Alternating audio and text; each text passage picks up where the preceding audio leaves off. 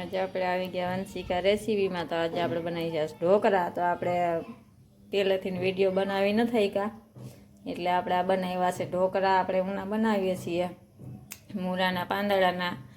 તો એમાં આપણે નાખ્યું છે ચણાનો લોટ, ઘઉંનો લોટ, અને નાખ્યું છે એમાં લસણનું પેસ્ટ, આદુ લસણ અને ચટણી મસાલા બધાય. તો મીઠું સ્વાદ પ્રમાણે. તો આપણે એને બાફા રાખી દીધા છે. લોટ મહરીને ચણાનો લોટ ને ઘઉંનો લોટ બે મિક્સ કરીને નાખ્યો છે આપણે.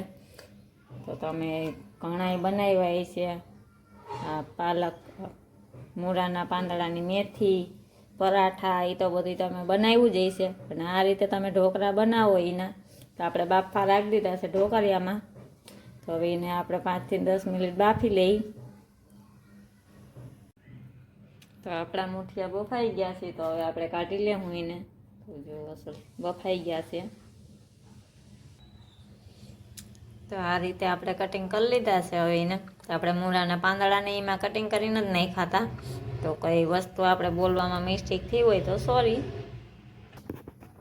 તો આપણે તેલ લઈ લીધું છે વઘાર માટે. તો હવે એમાં નાખીશું રાઈ અને લીમડો નાખીશું. તો વઘાર માટે આપણે લીમડો લઈ લીધો છે. તો હવે આપણે વઘાર થઈ જાય એટલે આપણે ઢોકળા એમાં નાખીશું. એક લીલું મરચું લઈ લીધું, 2 મરચાં લઈ લીધા છે. તો આપણો વઘાર થાય છે. આજમાં હેક નથી એટલે આપણે આખો વિડીયો બનાવી ન થઈ કા, અને આ પહેલેથી આપણે બનાવીને દેખાડી ન થઈ કા. એટલે તમે લોટને આ રીતે પહેલાં બાંધી લેજો. બધો મસાલો એમાં નાખીને ચટણી, મરચાં અને આદુ લસણનું પેસ્ટ ને. તો આપણે એનો લોટ બાંધી લીધો છે. ઘઉંનો લોટ અને ચણાનો લોટ બે મિક્સ નાખ્યો છે આપણે. અને બધો મસાલો તો આ રીતે જો હવે કટ કરી લીધા છીએ. તો આપણે વઘાર થાય છે. તો રાઈ થવા માંડે. તો આપણો વઘાર થઈ ગયો છે. તો એમાં એક મરચું નાખી દેવાનું. આપણે આમાં બધું તો નાખી જ દીધું છે એટલે કાંઈ નાખવાની જરૂર નથી. આપણે ખાલી વઘાર જ દેવાનું છે. તો કેટલી આસાનીથી ફટાફટ ઢોકળા આપણા બનીને તૈયાર થઈ જાય છે. તો તમે બનાવ્યા છે મૂળાના પાંદડાના ઢોકળા ક્યારેય, તો એકવાર તમે બનાવીને ધીરે જરૂર ટ્રાય કરો. કેટલા સરસ મસ્ત ના બને છે આ ઢોકળા આપણા.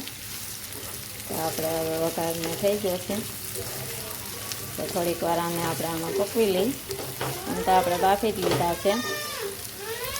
તો તમે મને કોમેન્ટ કરીને કહો કે તમે આના ઢોકળા ક્યારેય બનાવ્યા છે. તો બધા ઘણા લોકો તો બનાવતા હોય આના, મેથીને બનાવતા હોય, પરાઠા બનાવતા હોય. તો આપણે આજ બનાવ્યા છે ઢોકળા આના. તો આપણે હવે ગેસ બંધ કરી દઈએ. તો આપણા ઢોકળા બનીને તૈયાર થઈ ગયા. માથે નાખજો કોથમીર. તો આપણા ફટાફટ મૂળાના પાંદડાના ઢોકળા બનીને તૈયાર થઈ ગયા છીએ. તો તમે જોઈ શકો છો. તો વિડીયો પસંદ આવ્યો હોય તો લાઈક, શેર, સબસ્ક્રાઈબ કરો. અને મને કોમેન્ટ કરીને કહો કે તમે આ રીતે ઢોકળા બનાવો છો ક્યારેય. તો મળશું આપણે નવા વિડીયોમાં.